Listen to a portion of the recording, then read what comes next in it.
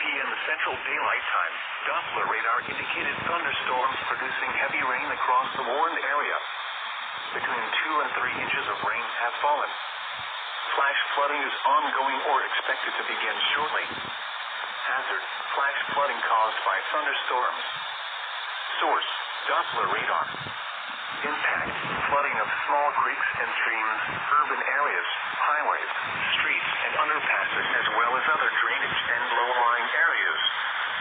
Some locations that will experience flash flooding include Tuscaloosa, Northport, Jasper, Winfield, Fayette, Haleyville, Summit-Un, Aliceville, Cordova, Dora, Carbon Hill, Vernon, Gordo, Reform, Gilford, Carrollton, Lynn, Pickensville, Arley, and Holt. Additional rainfall amounts of 1 to 2 inches are possible in the warned area. Turn around. Don't drown when encountering flooded roads. Most flood deaths occur in vehicles.